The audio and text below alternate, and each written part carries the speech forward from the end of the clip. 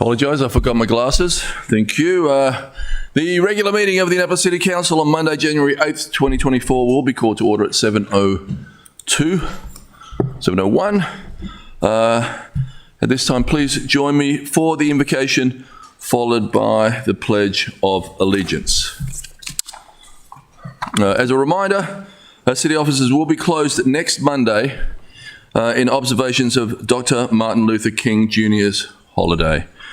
So tonight, I would like to share the words of Dr. King from remarks he gave in Syracuse, New York in July 1961, because they are appropriate to the circumstances our nation at large and our work and our work at this city council represent.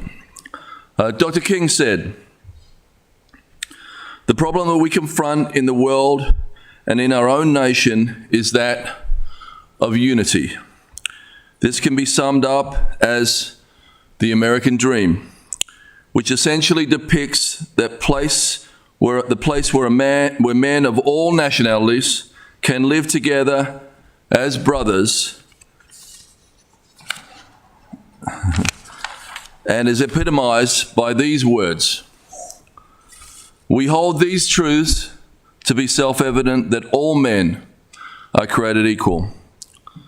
He continued, "Never in the history of the world was there a document, the Declaration of Independence, that so completely expressed the ideal of the dignity of man," adding, "We must learn to live together as brothers, or we will perish together as fools."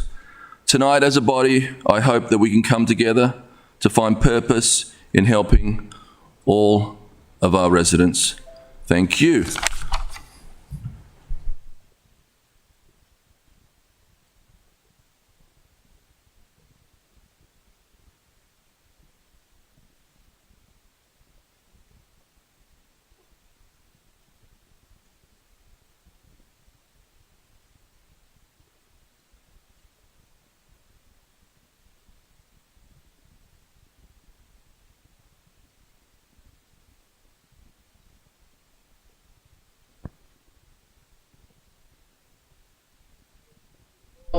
Yes, sir. Mayor Buckley. Here. Alderwoman Tierney. Present. Alderwoman O'Neill. Present. Alderwoman Pendell Charles. Here. Alderwoman Finlayson. Present. Alderman Shannon Meyer. Present. Alderman Gay. Alderman Savage. Present. Alderman Arnett. Present. Thank you. Mr. City Attorney, please present the first on the agenda. Yes, sir. The first item on the agenda is approval of the agenda. Could I get a motion, please? Second. Second, thank you. All those in favour say aye. Aye. Opposed? Thank you. Mr. City Attorney, please present the next item on the agenda. Yes, the first item is ceremonial items, ID 2124, citation Department of Public Works employees.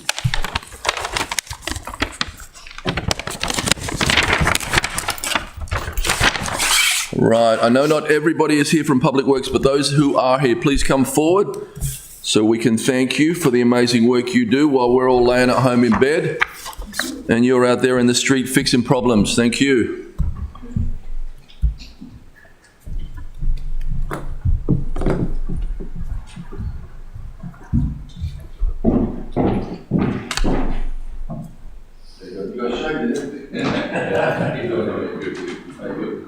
We'll sit up here, is that okay? We'll sit up here. Yep. I'll just read this out to you guys. Okay, all set. I know you guys love being in the spotlight. These are the unsung heroes of the city of Annapolis here. There's their director behind us, Burr, there. So on behalf of the residents of the city of Annapolis, we are pleased to confer upon you this City Council citation in recognition of your work as valued team members of the Department of Public Works. Tonight, we want to recognize your dedication and highlight a specific instance of that commitment.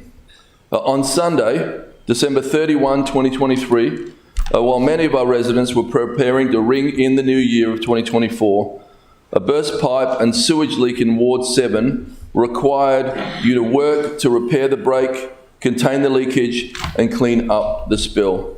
Due to your hard work, your team was able to limit the damage, protecting residents, public health, and the environment. We know that time away from your family on important occasions is part of the job. But in this instance, the work can be classified as above and beyond. We thank you. We thank your families for sharing you and your talents on New Year's Eve and every single day. Thank you so much again. Cheers. Thank you. Cool. Do a little photo here.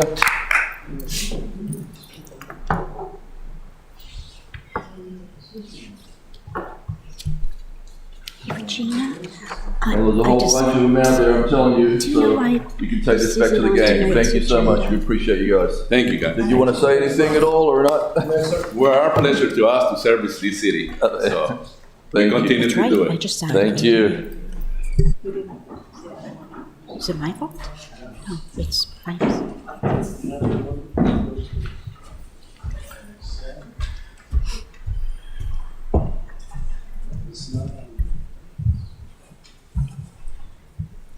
Mr. City Attorney, please present the next item agenda. Yes, sir. The next item on the agenda, petitions, reports, and communications, beginning with update from the mayor.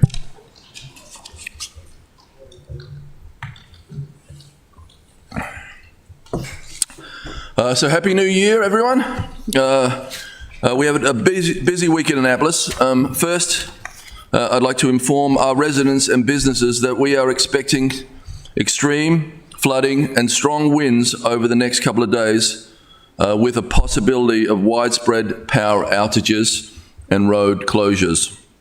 I thank our team at the Office of Emergency Management for tracking the storm. I thank DPW for sandbag operations on Dock Street that will continue tomorrow as well, Tuesday, from 7 a.m. to noon, and to police and fire as well as the Harbour Master's crew for the work they will be tasked to do in the coming hours as the storm system moves through.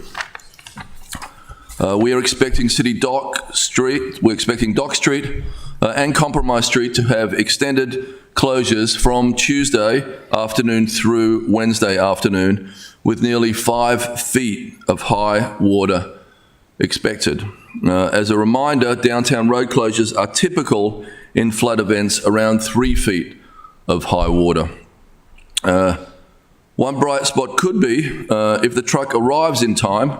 One of the technologies that was introduced to our team in the Netherlands trip, a fairly inexpensive boom deployment we acquired from a Dutch company that DPW will utilize on Compromise Street side. So I'm definitely coming out to see that. We're crossing our fingers that the truck comes down from New York and gets it here in time. Due to the volume of water we're expecting to push up from the Chesapeake Bay, we may still have road closures and flooding, but this device may limit the duration, and at the very least we will get to test it out. I thank Director Vogel and his team for their efforts to quickly get that in place. Next up, I want to give a warm welcome to the members of the General Assembly, who we are asking for money from to stop us from flooding, so it's really good timing in some ways. Welcome their staff, their advocates, and constituents from around the state who will be coming to Maryland's capital city on Wednesday for the start of the 90-day legislative session. I thank our State Senator Sarah Elfreth and Delegates Dana Jones and Shanika Henson for the work they will do on behalf of the residents of the City of Annapolis. As a reminder, the city will host, with the Maryland Municipal League and as sponsors, we will be hosting the opening day reception at Governor Calvert House to welcome the 445th Maryland legislative session. The city takes on a high profile during this time. Local businesses get a boost during what is otherwise a quiet time of the year, January, February, March. We took special note of that impact during the pandemic. And virtual legislative sessions over the past few years. It definitely impacts the businesses downtown when they do their work virtually. On behalf of the council, I'd like to greet all who are coming back or coming for the first time. For any of you who are watching, welcome to Annapolis. On another note, on a sad note, today we took a moment to celebrate the life of Kevin Scott, who was a long-time city staff member in the Office of Planning and Zoning, who passed away in 2023. A tree was dedicated in his memory and as a symbol of gratitude for his valuable contribution to this city. The tree and the plaque are on Gorman Street, right outside the new Hillman garage. I'm sure that for many years to come, the tree will grow and provide shade and beauty in that location. We extend our heartfelt condolences to Kevin's family, friends, co-workers, and express our appreciation for his dedication, many years of service to the residents of this city that he loved so much. He is greatly missed. Thank you to all residents who completed the recent National Community Survey. Results of the survey were tabulated and presented just before the holiday break. I'm pleased to report that a strong majority of our residents perceive their home city as either an excellent or good place to live. Of course, we have work to do to make improvements. I can see from the survey results that folks are concerned about public safety, parking, and housing affordability. The survey's benchmarking of Annapolis against comparable sized municipalities across America show us that we are not alone in seeking solutions to these issues. The City Council will be using the survey data to help us prioritize as we move into this 2025 budget season. Coming up on Sunday, January 14th, the group, and one of them's out there, right there, Save Our Trees. We'll be back at Truxton Park cutting invasive English ivy. You can join by showing up at 9:30 a.m. at Truxton Skate Park with gloves and guiding implements. It is free and there's lots of camaraderie among the participants, and it is an amazing initiative. And we've got so many trees to do, so thank you again. I would like to give those guys a really big round of applause for what they do. On Thursday, January 11th, the Dr. Martin Luther King Jr. Committee will recognise outstanding community members who have been actively contributing to the betterment of our community and upholding the legacy of Dr. King. We are proud to announce that a number of the nominees are from Annapolis, and a few either work for the city or have worked for the city in the past. Recreation and Parks Director Rosalind Johnson is one of the distinguished honorees. Director Johnson is recognised for her work on ambitious capital improvements at the Stanton Centre, as well as planning for cars in Elktonia Beach. Former City Council member Jared Lippman is being awarded the We Share a Dream Award. Former Annapolis City Police Officer James Spearman will receive the Peacemaker Award. Former Mayor's Office staffer Erica Griswold will receive the Drum Major Award. Two Naval Academy students who are being awarded for service to the Annapolis community include Midshipman First Class Max Bueno and Midshipman First Class Kayla Gillums, and Ralph Thomas, who can be seen at the annual Kunta Kinte Heritage Festival registering voters. He is taking home the Drum Major Award. So congratulations to all of the nominees for their service to community and the residents of the City of Annapolis. As I mentioned earlier, the City of Annapolis offices will be closed in observance of Dr. King's holiday on Monday, January 15th. This day is also known as a day of service. And I hope that you and your family can take time to volunteer to make our community even better. So thank you again. It was a long one. I appreciate you all being here. Let's get on with tonight's meeting. Mr. City Attorney. Yes, the next item is reports by committees. Alderman O'Neill.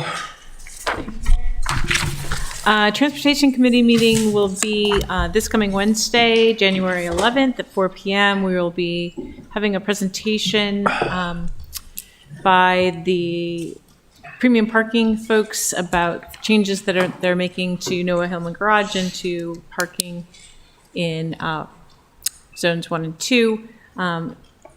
after we had the joint meeting last November with Finance Committee meeting. They're doing some tweaks and we are moving along in the right direction. So they're coming to give a presentation on that. Thank you. Thank you. Alderman Tierney. Thank you, Mr. Mayor. The Finance Committee met on January 3rd. We had 3 supplemental appropriations that we reviewed, SA 19-24, SA 20-24, and SA 21-24. We gave them all a favorable recommendation, and I believe all but one of them is on tonight's agenda. The next Finance Committee meeting is scheduled for Wednesday, January 17th at 10:30 a.m. Thank you. Thank you. Alderman Schneidermeyer. Thank you, Mr. Mayor. Economic Matters will be meeting on January 17th at 6:30 p.m. here in Chambers. Thank you. Alderman Savage. Thank you, Mr. Mayor. We've had to move our regularly scheduled environmental matters meeting. It's usually Thursday, but it's going to be this Friday at 2:30. And we'll be discussing O2823 and R5123, which are both the new noise prohibitions, and Okay. also O3423, which is street and park hours. We'll also be getting an update from Plan and Zoning regarding development project updates with our new director, and hopefully a discussion about the update on the city dock development from an environmental perspective. Thank you. Thank you. Alderman Finlayson.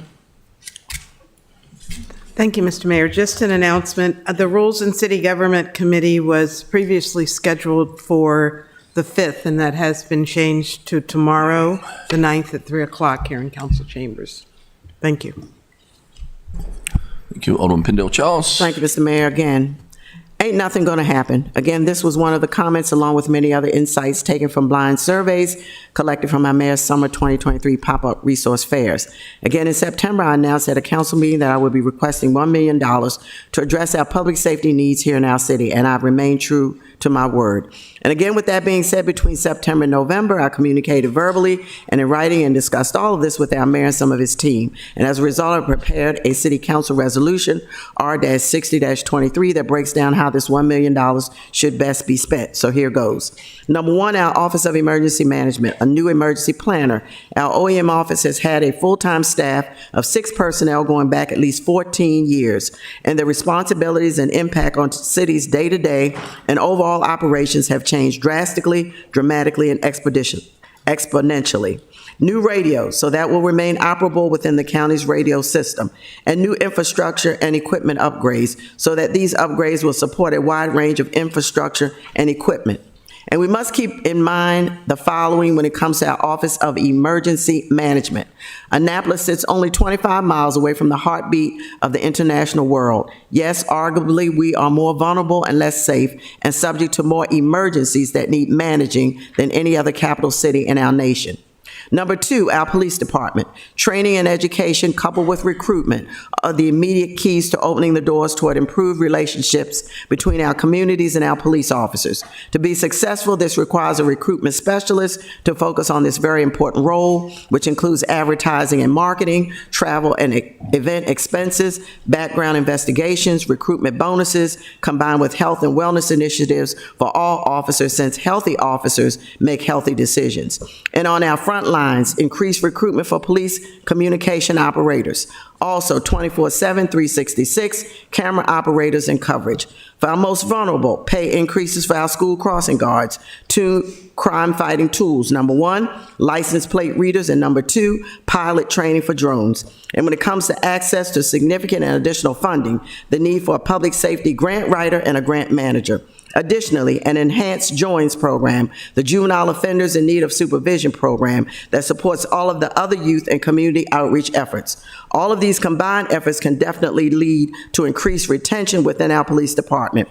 And these wide-ranging police department efforts carry over into number 3, our Office of the Mayor, No Harm VIP program. Neighborhoods organized helping to avoid and reduce mortality, violence interruption prevention program. The Options program, a youth development program that focuses on students who are enrolled in high school. And the Options 360 program, where there's a focus on students who regularly get into trouble in school and with adults who may have already graduated from school, and also for those who have dropped out of school. And the acronym Options stands for Opportunities, Possibilities, Technology, Innovations, Organization, Networking, Success. And the Neighborhood Empowerment Leadership Academy, which embodies many of the elements and more of the Options and Options 360 programs. Overall, these no harm programs will provide a variety of individual and community services, workshops, events, and goal-setting initiatives, all geared toward good health and mental, physical, and financial well-being, self-confidence, self-esteem, leadership, and empowerment. Moreover, in a nutshell, No Harm is people-centered, working with individual and community anxieties and pressures with the goal of eliminating anger and problems that cause violence to erupt, while also instilling in youth, especially, their future is unlimited. Anger, too often than not, can lead to violence. And 3 of the many root causes of anger, which can lead to violence, is 1, low self-esteem, which is a lack of self-confidence. 2, lack of power, which is a lack of control. And 3, fear, which can be manifested in and born out of not feeling safe. And these no harm programs revert back to number 2, namely a police department that embodies their role as not only crime fighters while addressing violent behavior, but likewise includes in recognizing that community outreach can be an effective deterrent, as No Harm VIP concurrently utilizes and provides community outreach tools. And number 4, additionally, beyond the $1 million, a new and much needed fireboat for our fire department. Also 2 crime-fighting tools. 1, a citywide cameras program, and 2, the purchase of the drones themselves, and the recognition of any costs associated with the Police Accountability Act. Again, admittedly, this resolution is lengthy, 40 pages, and it needs to be. It is very comprehensive so that everyone can see what has transpired, especially over the past 6 months, and respectfully for our residents to tangibly see that we truly take each and every one of their responses to heart, and that we value all components of public safety and community and social services. Hence, it is my understanding that our city staff is currently in the process of preparing the necessary reports, which takes a bit longer than usual, hopefully within the next month. Again, I look forward to our City Finance Department providing us with funding options and availabilities, namely what funds are available now and for what items, what funds will be available in a few months and for what items, what funds can be available on July 1st, 2024, and for what items, as well as what and who we need to tap into if city funds are not available or not sufficient, namely the state. And I had another discussion with our state senator early this morning, the county, the federal government, possible grant funds, etc. And again, I am most willing to assist our departments in any of these efforts at any time. Again, this resolution is being referred to 4 different city council standing committees, which allows every council member to weigh in, namely public safety, finance, economic matters, and rules in city government. Yes, public safety is that important. And again, at least 1 public hearing is to be scheduled on our council agenda for this resolution. Again, for me, the blueprint as well as the roadmap as to how we as a city proceed and approach public safety and community and social services is very clear, especially based upon the 272 responses from our residents and thereafter the detailed discussions within our city that have all resulted in the creation of this resolution.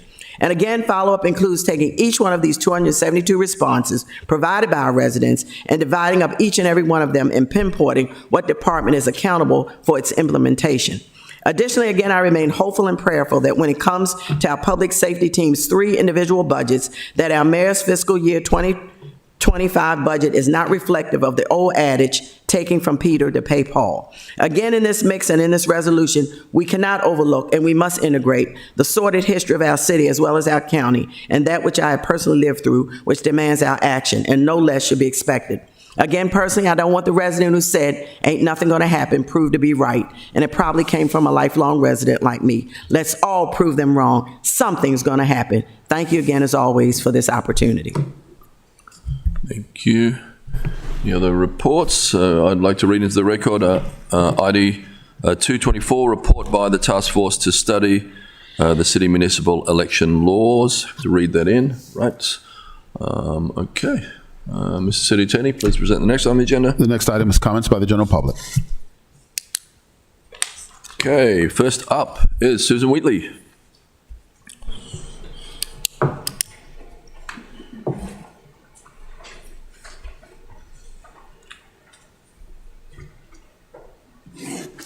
first, I'd like to say I had some company this week, and they requested to go to the Banneker Douglas Museum. And I was Susan, could you get your mic on? that I had never been there. Susan, if you just, full name and address, sorry. Oh, sorry, Yeah. Susan Wheatley, 159 Monticello Avenue, Annapolis. Thank you. Yeah. But anyway, our house guests wanted to go to the Banneker Douglas Museum, and I said, yeah, let's go. It blew me away. It was inspiring. It was thought-provoking. And I told everyone I'm asking now, have you been there? Have you been there? Have you been there? And they need to go. So I just wanted to say that first. Secondly, save our trees. We're going to be 2 years old coming up this spring. But we want to thank you for not backing off of your goal of 50% canopy trees by 2040.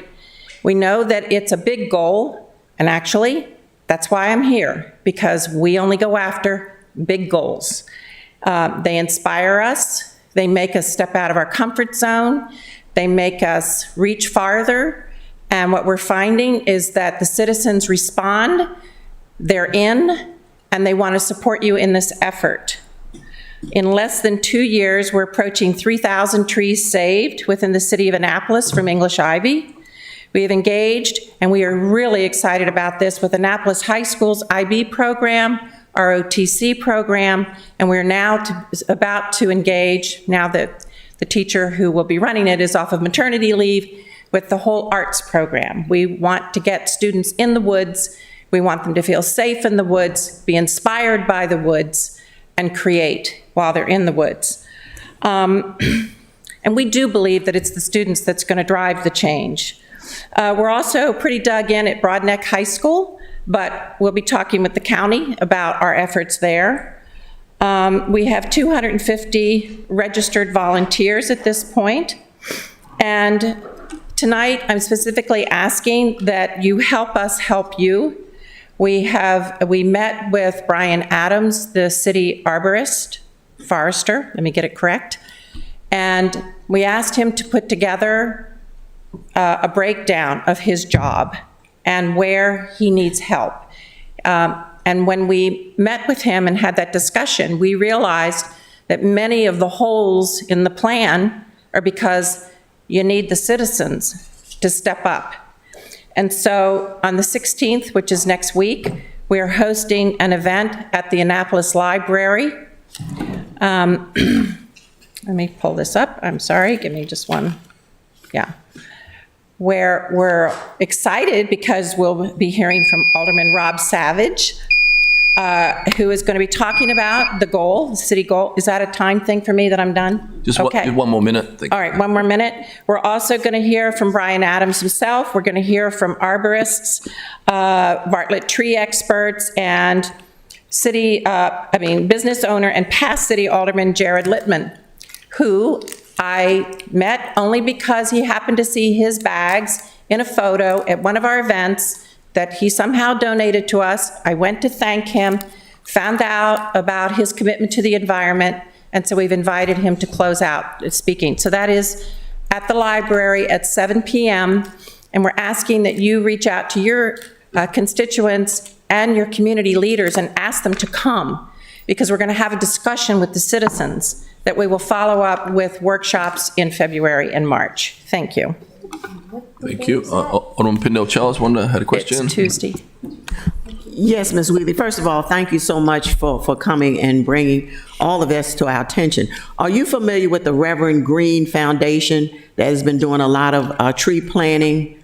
Kenyatta Rao, who's the immediate pastor, chair of the Environmental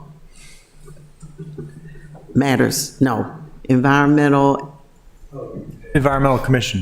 The Annapolis Environmental Commission for Annapolis, as well as Dr. Randy Rao. Have you had any in their actions with them? Not that I know, but I brought business cards with my phone number. and Okay, I can would you like send to- me an email and I will connect you with them? Please do that. Yes, please send me an email. Please and I will do. connect you with them. I appreciate that very Certainly. much. All right, well, we're going to do it, so thank you very much. Thank you very much. Thank you. When is the event? A week from tomorrow, the 16th, at the Annapolis Library. Yeah, 7 o'clock at the Annapolis Library. 7 o'clock. Thank you. And the 16th. I'm going to send you all a flyer through your email, so you'll have that. Thank you all.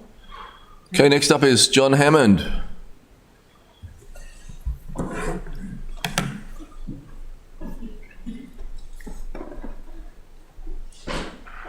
You get a pass because you used to sit up here.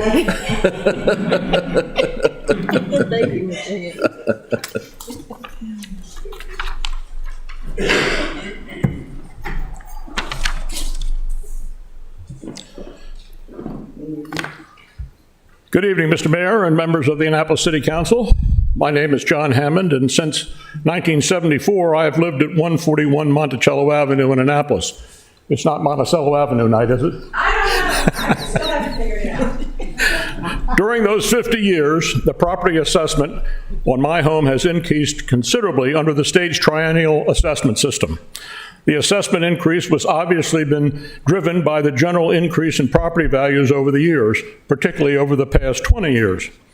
In the mid-1980s, the state of Maryland recognized the plight of homeowners who were facing double-digit property tax assessment increases and adopted legislation known as the Homestead Property Tax Credit that mandated an annual limit on the growth of property assessments for owner-occupied homes. The credit is just one of many property tax programs that the state has approved so as to facilitate the public policy of encouraging home ownership. The Homestead Credit legislation also authorized local taxing authorities, counties, and municipalities to adopt a lesser cap on annual growth of property assessments for owner-occupied homes. Today, most counties and the majority of municipalities in Maryland have adopted a lower limit on the rate of growth. Anne Arundel County in 1994 initially adopted a 4% annual limit, and in 2002 adopted the current limit of 2%. These reductions have significantly mitigated the annual growth in homeowners' property assessment and consequently have similarly limited the growth in a homeowner's county portion of their annual tax bill. Unfortunately, for Annapolis homeowners, the City Council has not similarly adopted a reduced growth limit on property assessments that pertain to the city's portion of their annual tax bill, as the city still allows for a 10% growth on homeowner property assessments. This is particularly bad news for Annapolitans, given the arrival of recent tax assessment notices, which called for, in many cases, an assessment increase which exceeds 30%. That means for a city taxpayer so impacted that under the current city tax rate, the homeowner's city tax bill will increase 10% annually for the next 3 years. That is not a pleasant prospect to contemplate. However, as previously mentioned, you, the City Council, have a remedy available to mitigate this impact of double-digit tax bill increases for homeowners. You can enact legislation to lower the annual cap on assessment increases and thereby provide some much-needed tax relief to your constituents. By following the county's lead of adopting a 2% limit on homeowner assessment growth for tax purposes, you can level the assessment playing field in Annapolis, just as Anne Arundel County's other municipality, Highland Beach, has done in the past. However, you must act quickly to propose and adopt legislation that will lower the homestead credit percentage, as the state requires notification on a reduced percentage by March 25th. Time is of the essence, and given this import of this tax relief to the city taxpayers, you should be able to act expeditiously. Thank you, Mr. Mayor and members of the council, and I hope you see fit to do so. Thank you, John. All right, next up, is Edeline Barros. Tell me if I'm saying that right. How do I say it? Edilene Barros. Edeline? Yes. Thank you, sorry. Thank you.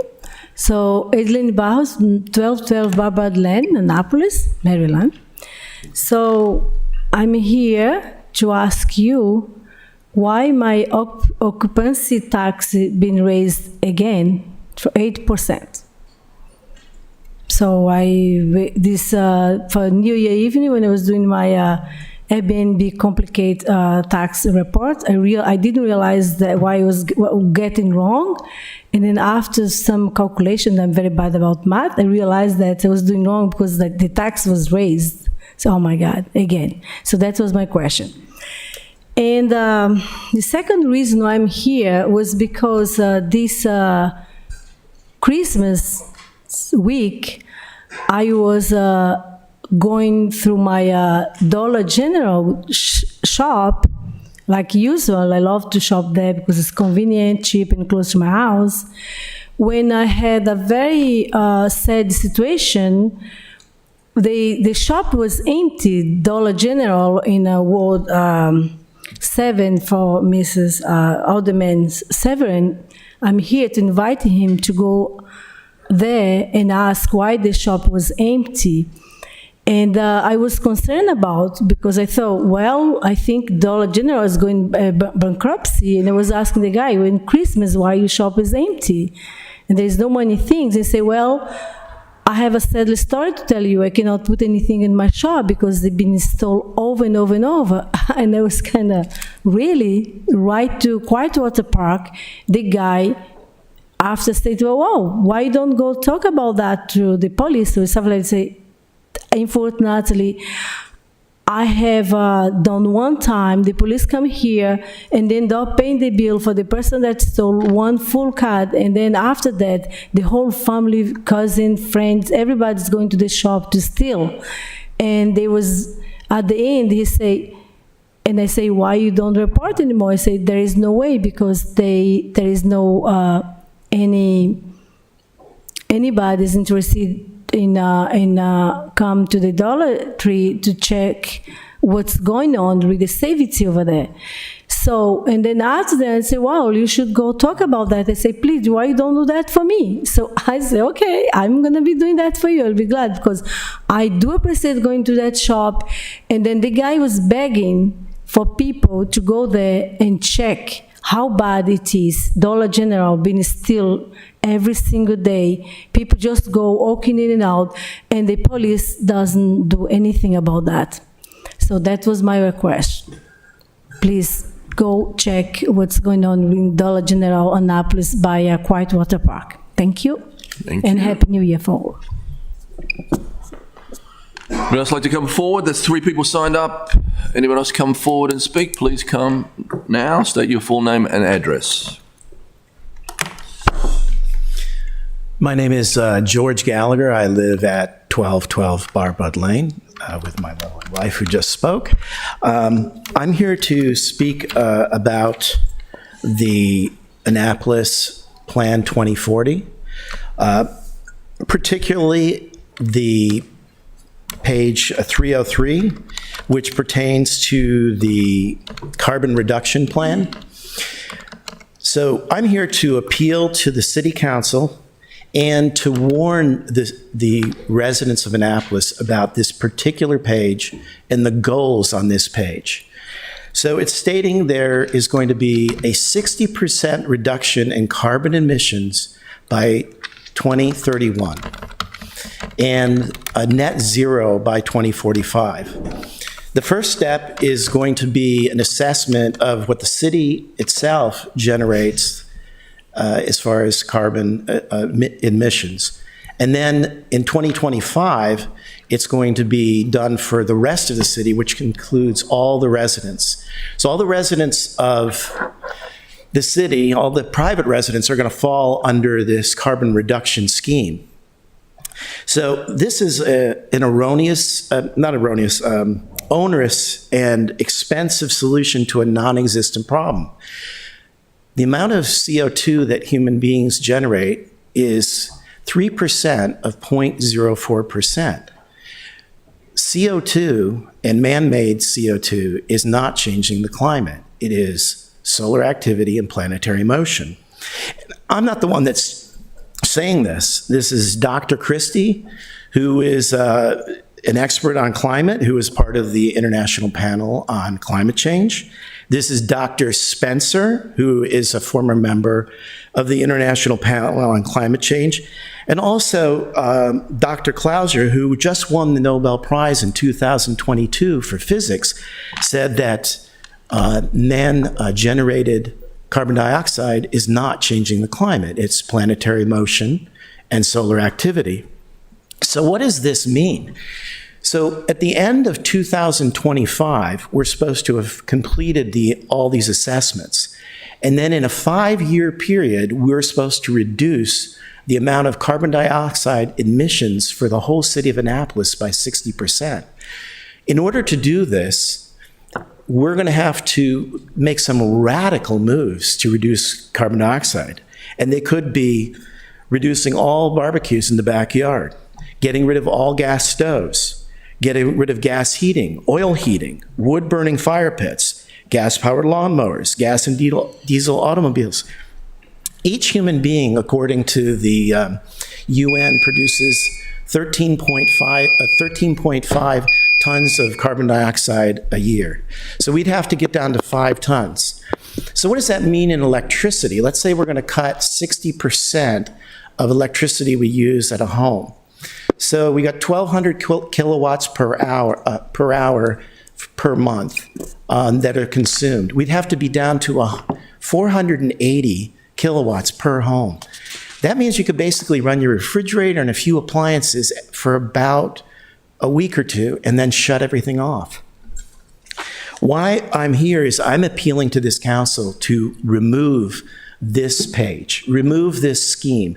It's back to what I'm saying. It's a non-existent problem, but it's a very expensive solution.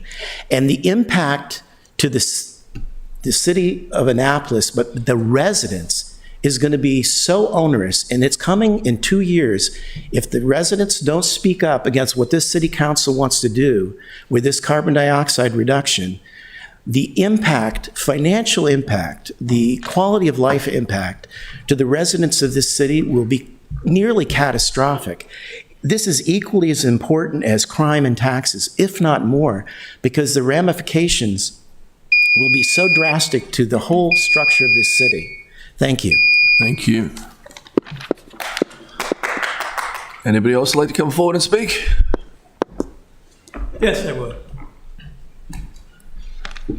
Mike Dye, Ward 3, 1315 Hawkins Lane. I felt inspired that former Alderman Hammond spoke on the topic of Homestead Credit. And so I had a quick comment, which is that one of the, I'm not going to hold my breath that the city is going to do something it failed to do 20 years ago, which was to lower the cap from 10% to, say, 4%. But one of the advantages of lowering the number is that it's like teaching a kid restraint. And when assessments are factored in at a slower rate, it gives you a little margin, particularly when you're a city and you're very dependent on property values. In the 2000s, the city kept with its 10%.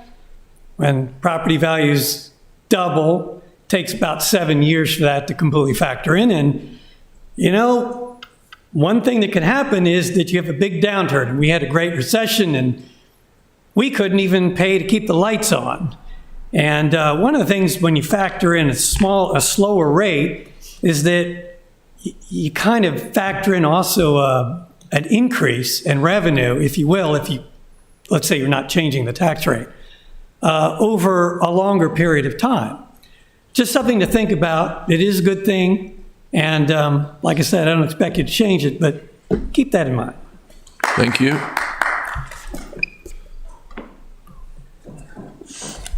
Hello, David Morrisburg, 1241 Village Lake Drive. I'm a lifelong resident of Anne Arundel County and the Annapolis area. I'm sure you're all aware of what I'm about to read, and I want to make sure everyone here and everyone online hears it. It's from the Annapolis Police Department's Facebook page. On December 17th, alert, officers are on the scene of the 900 block of President Street where they located a vehicle that was struck by gunfire. No victims were reported. Units are still on scene. December 26th, alert, shots fired. On December 26th at 3:09 p.m., Annapolis police officers received calls and officers stationed in the community advised of shots fired in the 1100 block of Madison Street. No ballistic evidence or victims have been found. Officers are still on the scene. December 27th, alert, shots fired. At approximately 10:45 a.m., officers stationed in the area reported shots fired on the 1200 block of Madison Street. 3 suspects wearing all black with black masks were seen leaving the area. 1 suspect has been detained. A crime scene has been located. The investigation is fluid and going on. And this is the one that really, sparked my interest and made me come here. December 16th. On Wednesday, December 13th, at approximately 11:17 a.m., a victim said she was traveling on West Street, heading toward Old Solomon's Road, while stopped at the intersection of Gibraltar Avenue and West Street. A silver Toyota Sienna stopped behind her vehicle. The driver and passenger of the Toyota exited the vehicle and approached her vehicle and opened the doors. The suspect on the driver's side brandished a handgun and pointed it at her and demanded her stuff. The victim said the second suspect opened the passenger door and lifted his sweater to show what he also had a handgun. The first suspect grabbed medication that was on the driver's side door and her purse. The suspect then retreated back to their Toyota Sienna and fled the area towards Rivas Road. So I understand that you must juggle multiple things here on the council. And I understand that in all aspects of your job, representing all citizens is easy. And I understand that you do not arrest people and you do not prosecute them in court. However, each of you do have a bully pulpit that you must use. Mr. Mayor, you have the whole city, and every alderman here has your own districts. I probably shouldn't say this, but instead of focusing on the sound of leaf blowers, maybe you should put your energy into the sound of gunfire and make every single city resident safe. The execution of the items that were in the report you read, I think, are an awesome, great start, and I really appreciate that. But let's focus on creating an environment of respect for law and order and law enforcement. Maybe then the city will fill all their police vacancies. Again, and thank you. And once again, I love the city of Annapolis. Thanks. Thank you. Alderman Pendle Charles. Thank you, Mr. Mayor. When the resolution comes out, I would advise that you read the entire thing. I would love to. Thank you. Thank you. Thank you. Anyone like to come forward and speak? Anybody else? Please come forward.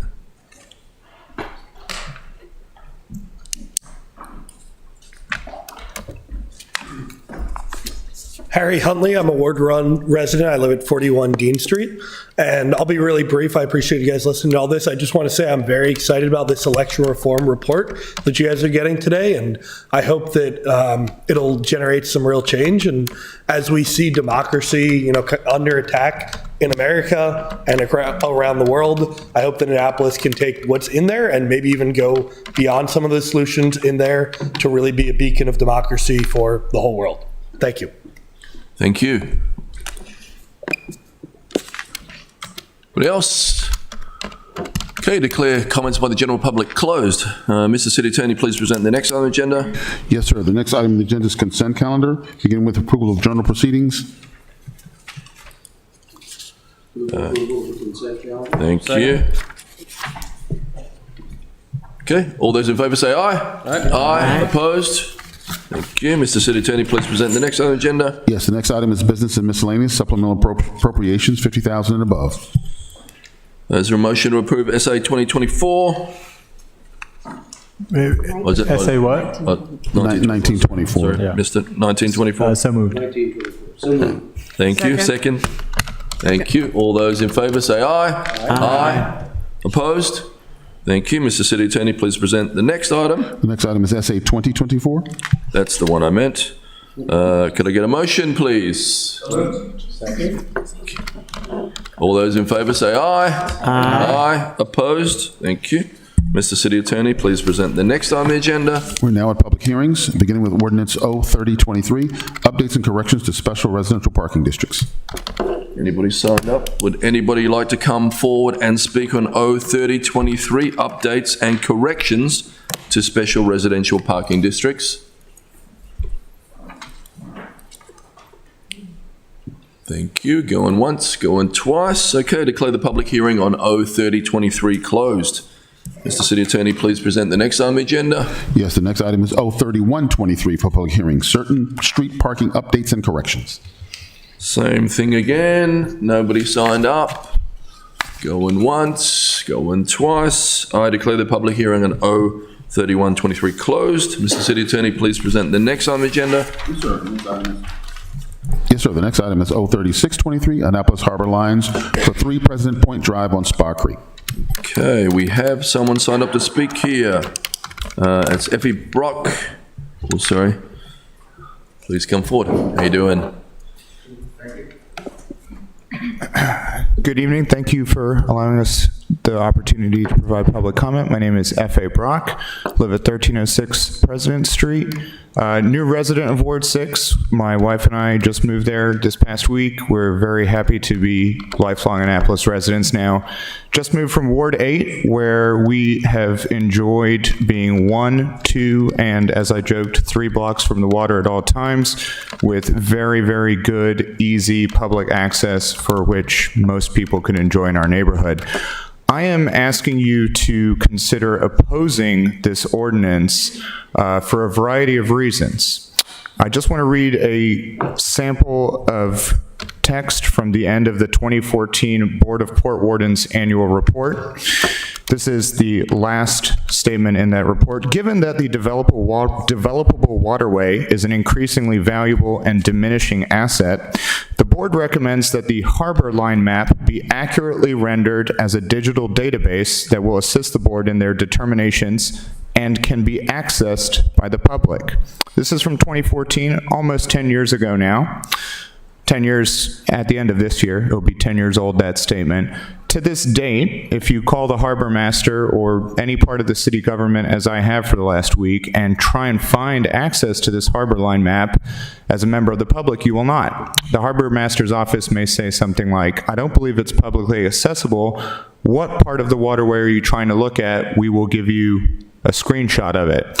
So I asked for a part that I was looking at, not related to this ordinance, but I'll get to this ordinance because it does relate to this ordinance. I asked for the harbor line map at the end of Wells Cove. I was reading Title 15 of the City Municipal Code, which states, and I'll quote it if you just give me a moment, the harbor line map is a map of the city, scale 1 to 200, graphically showing zoning districts, shorelines of waterways, channel markers, and harbor lines.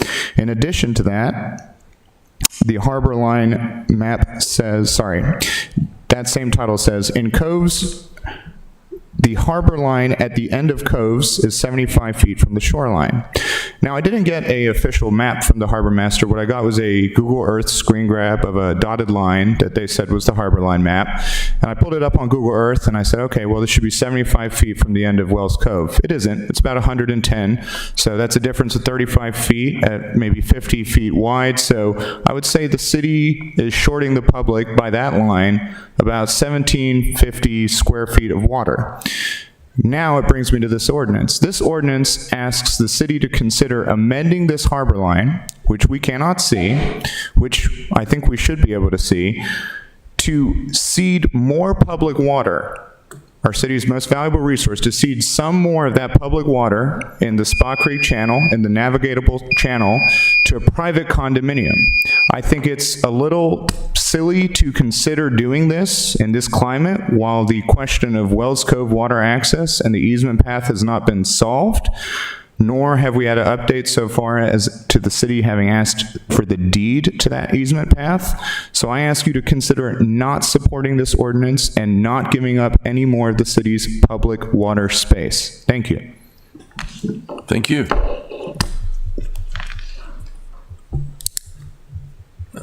Anyone else like to come forward and speak on O3623? We appreciate your testimony. Thank you so much. I declare the public hearing on O3623 closed. Mr. City Attorney, please present the next on the agenda. Yes, sir. The next item on the agenda is legislative actions, beginning with the first reader. First ordinance is 0124, City Building Code updates. Could I get a motion to adopt O-1-24 on first reader? So moved.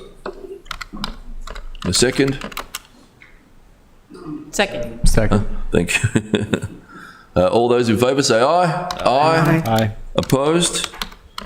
Let's refer O-1-24 to Economic Matters Committee.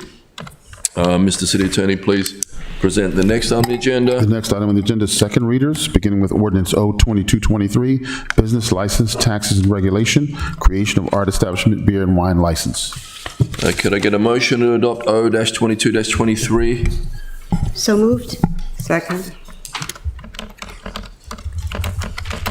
Okay, I'm just going to say, all those in favour say aye. Aye. Opposed? Thank you. Is there a motion to adopt O-22-23 on third reader? So moved. Second. Okay, Madam City Clerk, please call the roll. Yes, sir. Mayor Buckley? Aye. Alderwoman Finlayson? Aye. Alderman Shannon Meyer? Aye. Alderman Savage? Aye. Alderman Arnett? Aye. Alderwoman Tierney? Aye. Alderwoman O'Neill? Aye. Alderwoman Pendle Charles? Aye. Thank you. Thank you. Mr. City Attorney, please present the next item on the agenda. Yes, sir. The next item on the agenda is resolutions, beginning with R-3823, under second readers, FY 2024 annual fees schedule, art establishment liquor license fee. So motion to adopt R-38-23 on second reader. So moved. Second. Thank you. Madam City Clerk, please call the roll. Yes, sir. Mayor Buckley? Aye. Alderwoman Finlayson? Aye. Alderman Shannon Meyer? Aye. Alderman Savage? Aye. Alderman Arnett? Aye. Alderwoman Tierney? Aye. Alderwoman O'Neill? Aye. Alderwoman Pendle Charles? Aye. Thank you. Thank you. Mr. City Attorney, please present the next item on the agenda. Yes, the next item on the agenda under second readers is R-5923, delegation of authority for administrating elections. Is there a motion to adopt R-59-23 on second reader? So moved. Second. Second. Thank you. Madam City Clerk, please call the roll. Yes, sir. Mayor Buckley? Aye. Alderwoman Finlayson? Aye. Alderman Shannon Meyer? Aye. Alderman Savage? Aye. Alderman Arnett? Aye. Alderwoman Tierney? Aye. Alderwoman O'Neill? Aye. Alderwoman Pendle Charles? Aye. Thank you. All right. Well, this doesn't happen very often. Mr. City Attorney, what's the next item on the agenda? The agenda is complete, Mr. Mayor. Right. Is there anything else for good order? Alderman Pendle Charles. Thank you, Mr. Mayor. On yesterday, we celebrated a very special day in Ward 3. Mr. Charles Chesterfield Harris celebrated his 100th birthday. And there was an article in Sunday's Capital concerning him, as well as his brother, who celebrated his 101st birthday in November 2 months ago. So I'd like to give a shout out to them. They both each had birthday parties. Mr. Chess is currently in rehab. He broke his hip recently and should be home soon. So, and we will have a city council citation prepared when he gets home, and hopefully he'll be able to come here to accept it in person. So I just want to let everybody know, in Ward 3, we live a long time. Right. I'm going to move there. Anything else for good order? I would like to thank the city manager, Mike Malinoff, for organizing the council retreat with the city directors. That doesn't happen very often. It's not happened in the 6 years that I've been in office. I think we did some great work there. I want to thank the city council for supporting that and being there, and I'm sure you'll be there for the next one we do, but it was really, really helpful, and it was good sometimes to get out of the city. I think it really, sort of takes your mind and lets you see things from a different perspective. So I want to thank you all. I want to thank the city manager. I want to thank Kate and all the directors who we truly appreciate. Thank you. All right, could I get a motion to adjourn? And a second? Second. All those in favor? Aye. Okay, meeting adjourned.